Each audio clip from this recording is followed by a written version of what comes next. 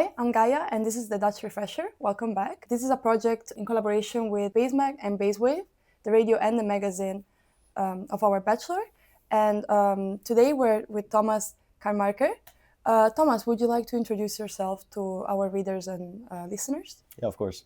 Thank you, first of all, for having me. I really appreciate it, for giving me a platform to spread my message. I'm Thomas Karmarker. I'm 21 years old. I'm a third-year student at Leiden University College, studying liberal arts and sciences with majoring in economics, governance, and development. This is the first time I'm doing anything related to politics, so it's all a bit new to me. Why I wanted to get involved with politics is because I saw that specifically in student housing, because I had a problem finding a room, as so many students do in The Hague. I saw that student housing is an issue where students could be represented more, so that we can have more student housing and struggle less with it. Yeah, it's a shared struggle. But how did it happen? How did you join the party? How does it work? Did you have to apply somewhere? Or? Yeah, so the thing is, because I couldn't find a house, I lived with family friends from here to there for a while, from a bench to a back room. And at some point I was living with family friends, and the father was actually a member of parliament for the party, the Nieuw Sociaal Contract. And because I couldn't find a room, I was looking into policy, into why it's so hard for people to find houses in The Hague.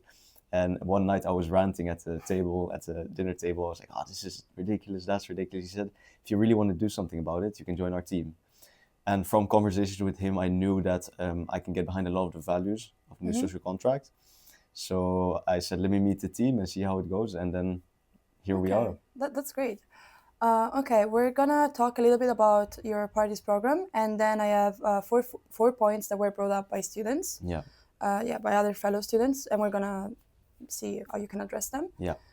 So the first question is about good governance, which is one of the main points, especially the involvement of students in politics. Yeah. So how does your party, do they want to strengthen this connection between students and governance in The Hague? Yeah. So good governance is a phrase that all parties kind of use right now. I would go as far as to say because the National Party of the NSC started mentioning it, all parties kind of took it over. They saw it was a problem. But how I see it on a local level is that I would preferably call it responsible government or liable government. Government where you can check the government in how they're functioning and how they're operating. So that is like building in mechanisms into the functioning of the government so that people can question certain decisions being made and how these decisions are made. And how this looks, what this looks like on a student level, I would say the biggest point would be a single point of reference. That's one of our biggest points in our program. It's a single loket, you call it in Dutch. It's like a single bureau. So the problem that's happening in The Hague, a lot of students are facing it as well. They come to some department and they're like, okay, I have this issue, where should I go? And the department points them right to another department. And you go to that department, you're like, where should I go? And I was like, you should go to that department, we point to another department. And people can run into circles for like, a month, 2 months before they're actually helped. And so it's a very simple solution to have just one bureau that is responsible for pointing you to the right department, so that people know where they can end up at, and that first bureau knows, okay, I will be responsible for this person getting help in the end. And so this way we can tweak the way the government functions, so that people can feel represented, so that people can feel helped, and people can feel that they can question who's making decisions, why they're making decisions. Okay, that sounds great. Another question that I have is about social cohesion. Yeah. And specifically about culture. In the program, you guys talk about culture as something that's not supposed to be a luxury, and also it's something that can create community. And we live in a city with an immense plurality of cultures. We can see through a lot of events, such as the Embassy Festival, but there's a lot of cultural events in The Hague. Cultures can create community, but they can also, different cultures can also create conflict. So how is the party gonna address this, Yeah. The integration and culture in general is very important for the Nieuw Social Contract, because we believe that in order to be able to participate participation in the community is the most important thing in order to make people feel trusted within the community, that they want to work for the community, want to be part of it. And for that, you need three things, I would say. What's called breathing space in your financial capacity. So you need to be able to pay for stuff. Then you need to feel like the government supports you. So you need to be able to question the function of the government. And then third, people need to get along. If you don't get along, you don't feel connected to wherever you live. And so the NSC recognizes this and wants to be a part of helping people connect to each other. So that is a big part of that is connecting different organizations to help facilitate their interaction, facilitate their strengths, so that they can help connect people in the neighborhood, people in the Hague in general. And they want to support these cultural initiatives as well, because we recognize that it's a very diverse city, so it's best to integrate as many people as possible, many cultures. I'm talking expats, the international students, connect them with Dutch students, Dutch experience, Dutch not expats, but just people who work in the city. So we want to focus very heavily on that. Okay, that's great. Integration is definitely the move. Okay, the big question, housing crisis. Mm-hmm. The party program says that currently there's 20,000 inhabited houses and apartments in The Hague. And the party, you guys are talking basically about, yes, building new houses, but also making those houses inhabited. Yeah. Are you planning to do that? Because there's usually, when houses are inhabited, there's either issues with the structure of the building, or issues with the price, or the legislation. Because that part is also very hard. So how are you guys going to address that? Yeah, this is my favorite topic. I also wrote a lot of this in the program, because it's just like, first of all, can you believe it? About 20,000 houses. Like people are fighting for a house, and in the meantime we have people speculating on houses, driving the prices up, houses staying empty while we don't have a house at all. Like it's crazy. I think that's crazy. Well, I cannot fathom it. Anyway. Building new houses is part of it, but we believe more in the using of the existing capacity of houses. So how does that work? How do you get these houses filled? The biggest implementation we want to bring is the leegstandsheffing. So that's just having an extra tax or some kind of extra payment for houses that are empty, or for buildings that are empty after a certain amount of time. So it's important to distinguish. There's mainly two reasons that buildings stay empty. One is speculation. So the tax on empty buildings, that's mainly to address that. People cannot be keeping houses and be keeping buildings empty because they think they'll increase in value. That absolutely has to be just ended, because you can't have this in a housing crisis. Yeah. The other reason is that a lot of people a lot of owners of the building keep the buildings empty because they don't get permits from the municipality in order to change it into another building or what's called renovate the building. Mm-hmm. So then it obviously becomes a problem of governance. It's the fault of the government that they're not giving these permits. And so what we propose, or what we think would be a good addition, is that this is already partially implemented, but we want to improve the process of demanding from the government that they pay, in Dutch you say a dwangsom. So that is that you tell the government to pay you. So if the government says, okay, you have to pay extra taxes because it's building empty, and you can show, yes, but it's because we're missing permits that you're not giving us, then the municipality has to pay. Okay. And so it's not that we want the municipality to pay, but it is that we want the municipality to know that if they don't do something, there'll be certain consequences. That is what I mean with making the municipality responsible. There's certain mechanisms that we can tweak in the functioning of our government that make sure that we're able to actually have a say in question decisions and make sure they do their responsibility as well. Because if the citizens have responsibility, the government does as well, and that's the new social contract. Yeah, it's one of the main points, I think. You guys had a lot of pages about it. It was really interesting reading it. And if I could quickly add on to that, what's important for students as well is that in the same theme of using existing capacity of houses, is that we want to encourage hospitaverhuur a lot. So that is house splitting. That's house sharing. So that's because students are quite flexible in their housing needs, right? The problem is now students are clumping together. They're taking over houses that families can use. Instead, we can better manage the free rooms here and there where students can go in because they're more flexible. They don't need parking space. They don't have certain other needs that families have.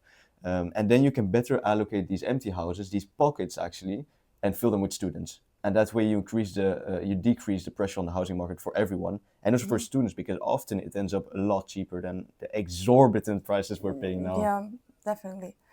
Okay, I have one last question, and then we can discuss the points. Yeah.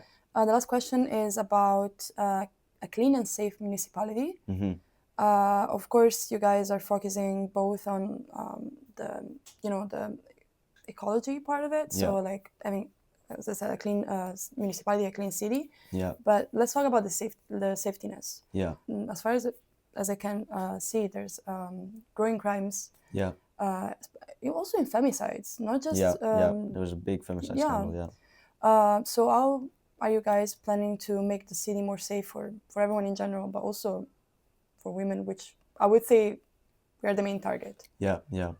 So it's funny because I actually had a debate about this yesterday.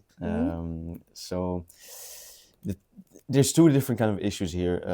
There's safety, and then there's how nice the streets are to live in, right? And there's the same kind of issue. There, general overlast, general just nuisances people are causing in the street, right? And we believe that nuisances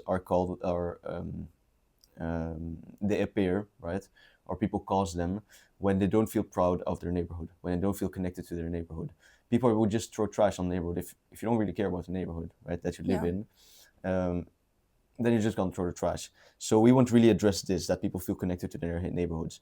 And how we want to do this is with affiniteit, so feeling or closeness to the neighborhood, that you would translate it to. This would, for example, manifest in age, like what's called police agents, not really as police, but as people who guide the neighborhood towards living together. Okay. In Dutch we call it wijkagenten, so it's specifically neighborhood agents, but it's not like harsh police, It's just people it's like supervisors, neighborhood supervisors, and that you make sure that they actually are part of the neighborhood, that they are connected. More training for that.